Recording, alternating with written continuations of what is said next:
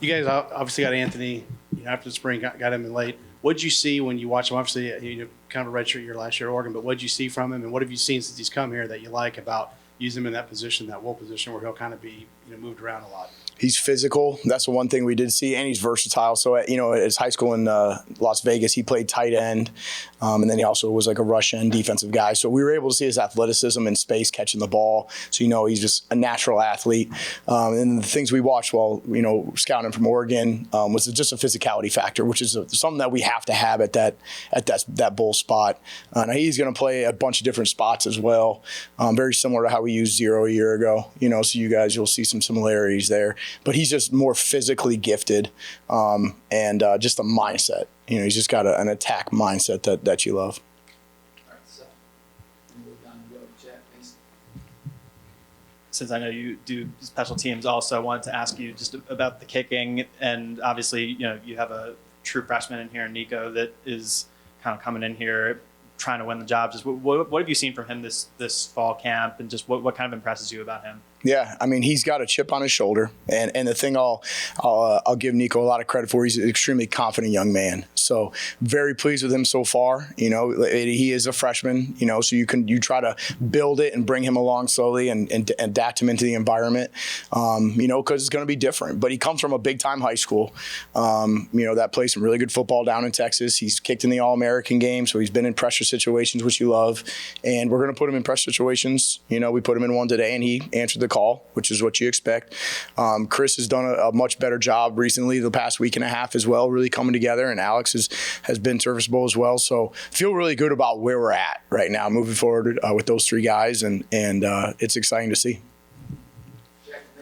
I imagine a lot of opponents will have Jalen Lucas towards the top of their scouting report. Just how does that impact you as a special teams coach, kind of with that in mind, like knowing that you still want to be able to highlight him, but it's going to be obviously a big focus for opponents? Yeah, for sure. Even last year we tried to manufacture ways towards the end of the season to get him the ball, just because teams are going to kick away. We have to expect teams to do different things and try to, manipulate him not touching the ball, right? Well, we have to be creative on our side and make sure we're using him at the right times, the right moments. So there's a variety of things schematically that we're working on to make sure that he's in a position to field the footballs, whether it be kick return, punt return, and obviously offensively, because he's a dangerous weapon. There's a reason he was a first-team All-American last year, and we've got to find ways to get him the ball and get him returns. And when those opportunities come, the other 10 guys in the field have to do their job because he is so explosive. You can't relax when he's out there on the field. You've got to get the other 10 guys blocking for him and using their techniques and making sure they're giving him time to field the kicks and field the punts and those things. So that's really what it's going to come down to, because we know what he can do with the ball in his hands. It's going to come down to the other 10 guys that are going to be able to out-execute our opponents. A couple weeks from kickoff now, how much what are your kind of expectations for rotation depth at the outside linebacker, that bowl position kind of pass rushing? You're going to see more than we have in the past, and that's a really, really good thing. We feel really good about three guys. And so, using those, and last year we saw a lot of times Lance was on the field with Miles and Deshaun. We had those three guys on the field and at multiple times. I think you'll see some of those things based off of situations that show up during the game. But I feel really good about it. I would expect to see a heavy dose of Miles, Linnell, and Anthony throughout the game. And the beautiful thing is they can keep each other fresh. That's kind of been our challenge to them is, hey, look, everybody's got a job to do. You've got to get in there. You got to do your job. If there's only one outside linebacker in the game at that point in time, he represents the entire room. How he plays, how he acts, the plays he makes, the plays he doesn't make, all those things. He is going to represent our room. And so each one of those guys is really taking that challenge personally. They've been phenomenal teammates, which is awesome to see. They coach each other up. They're talking to each other. They're subbing. If one guy gets gassed, boom, the next guy in. That has to be a weapon for us. For a guy to come in fresh that has a great skill set that can be able to get after the quarterback, we have to use that. So I think they've got a right frame of mind, but you'll see a very strong rotation between those three. Linnell's a guy I know you guys as a staff recruited out of high school, brought him in. Just from what we've seen, it looked like he's just kind of a natural pass rusher, got a good first step. What have you seen? I mean, how much can he help you in that area? And then kind of along with that, I know you don't coach DNs, but how much is having Andre on the other side where they can work in tandem, make it just easier to kind of get a pass rush without having to try to manufacture it yourselves. Yeah, I mean, it's critical. And I'll tell you, even, you do have Dre on the other side, but you got a guy like Philip Leedy, LD Cox, big bodies that are athletic. They're going to take multiple guys to block too. So it's not just the ends, in my opinion. It's all four of those core four working together. And then you got a guy like Aaron Kasey that's explosive that could possibly pressure. JMF can possibly pressure. You start bringing Noah off the edge. Like, there's a lot of things that, to our advantage that offenses have to worry about. So, getting those guys in the right place and the right time are obviously critical. For Linnell, the thing I'll give him credit for is the way he attacked the summer. He changed his body. He came in here. He attacked his body.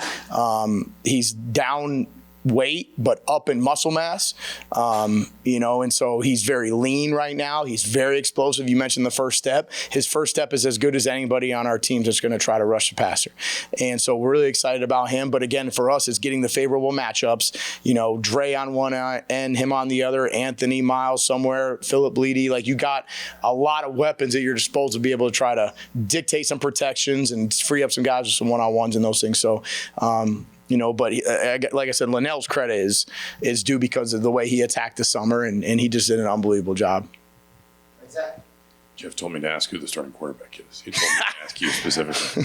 I coach special teams and defense. You've had a lot of experience at kicker the last few years when you think about Logan, obviously when you think about Chuck. Having a wide open competition, guys who maybe been around for a while but never really kicked, competitively at this level, obviously a freshman who comes with a lot of credentials but is young. Just how do you handle that? Where is kind of the status of that? I don't know if you call it a position battle or not, but Sure. Where is the status of that? Yeah, I mean, it's definitely a position battle. I mean, you got the three guys that are working for it right now. It is light years ahead where it was 2 weeks ago. I'm very pleased with Nico.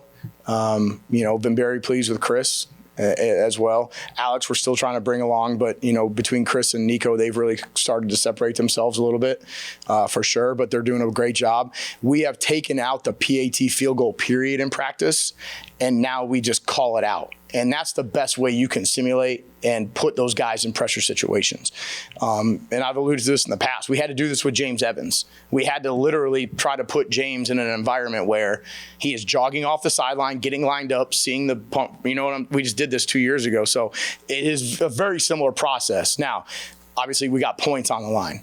And that's absolutely critical. So, getting those guys comfortable with certain landmarks, distances, trying to be consistent with them, and make sure that they feel comfortable, their legs are healthy. Because Chris is also, he's doing our kickoffs, and so he's doing a lot of stuff. Alex is backup punter. He's doing a lot of stuff.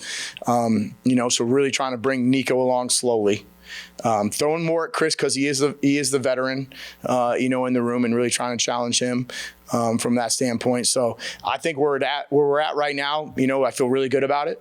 I think we've got some guys that are definitely capable of getting the job done, really excited about it. We got to continue to put them in those pressure situations and make sure they answer the call when their number's called. All right, Seth, last one.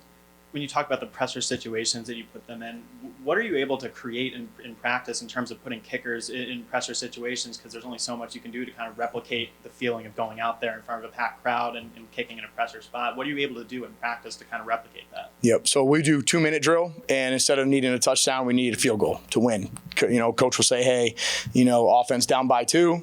Right? Defense, you got to get a stop. So you're trying to simulate that for the offensive defensive perspective. We did a Mayday field goal today, which is 40. We had a situation, it was 45 seconds on the clock, no timeouts. Offense, it was down 2.